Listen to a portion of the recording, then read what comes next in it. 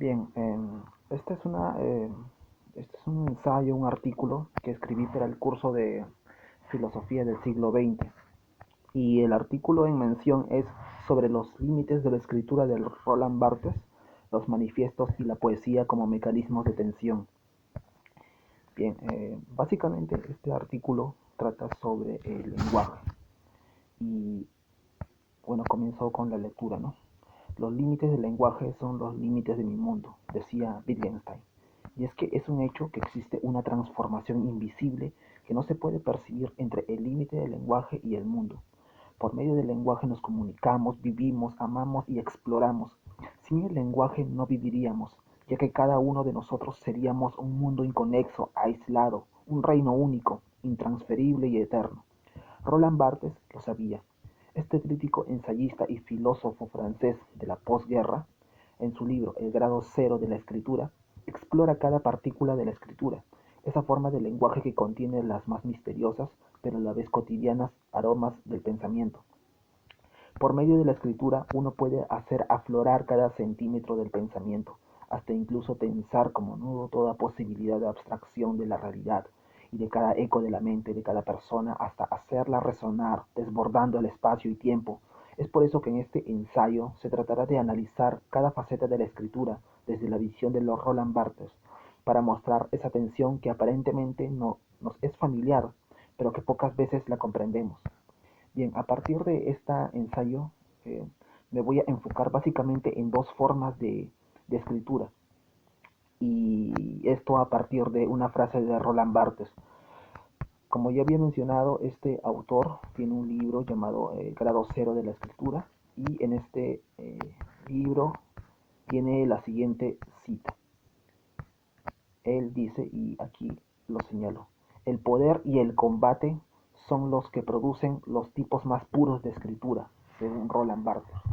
Y yo en mi ensayo trato de manifestar que estas dos formas puras de escritura pueden llegar a ser de alguna manera los manifiestos como el manifiesto infrarrealista, el manifiesto antropófago y el manifiesto Dada, que son manifiestos de grupos artísticos, de hecho grupos de poesía. Por otro lado, también menciono el hecho de que también pueden llegar a tensar la escritura, o se puede llegar a tensar la escritura por medio de la poesía.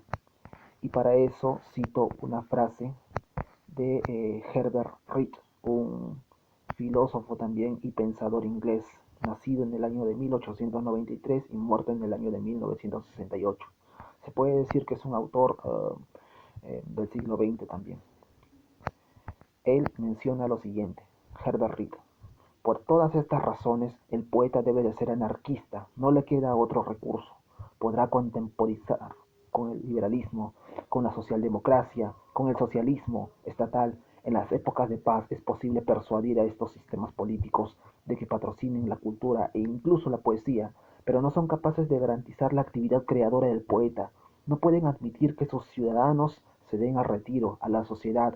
Por ello, equivale a apartarse del contrato social, a negar el principio de colectivismo. Es la dura lección que han debido aprender los poetas que pusieron su fe en profetas no poéticos como Marx, Lenin, Stalin. Los poetas no deben abandonar sus filas en pos de una línea de acción partidaria, pues en la poesía tienen la política que les es propia. Herbert Reed, Anarquismo y Poesía. Y yo menciono esta cita de Reed porque antes, en mi ensayo, menciono el hecho de que, claro, de hecho los manifiestos, como mencioné, tienen esa capacidad de tensar el lenguaje, pero también hay manifiestos políticos, ¿no? Como por ejemplo el famoso manifiesto comunista. Pero este manifiesto, digamos, adolece de digamos, ser o perpetuar una especie de lineamiento político, ¿no?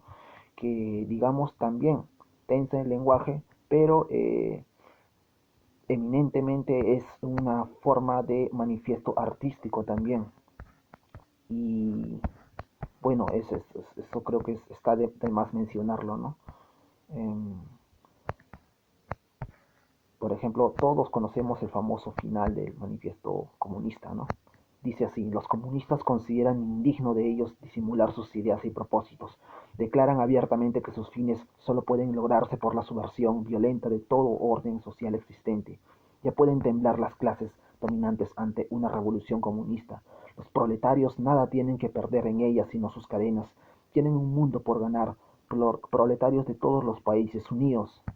Marx, Manifiesto Comunista.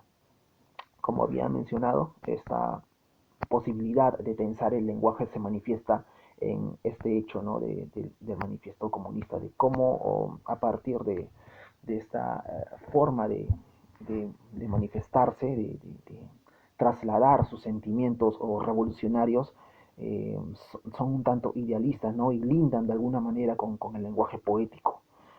No en vano se cuenta, ¿no?, que el joven Marx a los 18 años se dedicaba a escribir poesía a su esposa, la que fue su esposa, Jenny van Westphalen. Acá lo menciono, ¿no?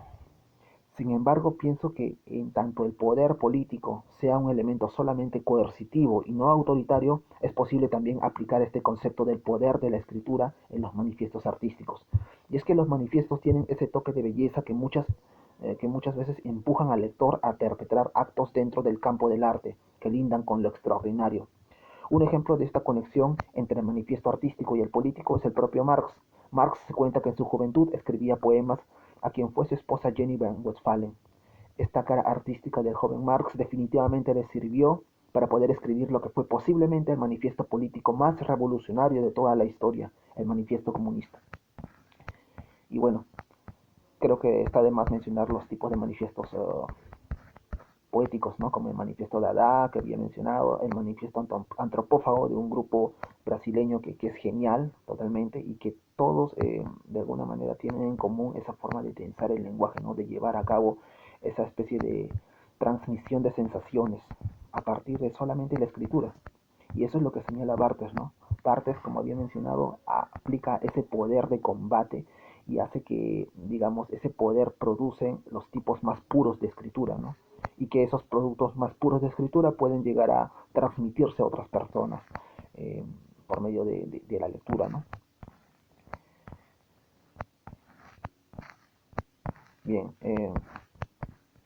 a modo de conclusión menciono que se puede mencionar que tanto los manifiestos, sean políticos o artísticos, y la poesía pueden llegar a tensar la escritura. Solo estas formas de lenguaje pueden llegar a construir ese puente entre la realidad, el habla y los seres humanos. Posiblemente existan muchas otras formas como el discurso político, que mueven masas, o las cartas que invocan a algo más personal. Sin embargo, pienso que tanto los manifiestos como la poesía solo logran ese despertar mediante la escritura a través del tiempo, resistiendo batallas y difamaciones, explorando de forma quijotesca los campos desérticos más hostiles, plagados de posiblemente otras formas más corruptas de comunicación, como son la prensa y las crónicas. Eso sería todo por mi parte. Espero que se haya entendido. Hasta pronto.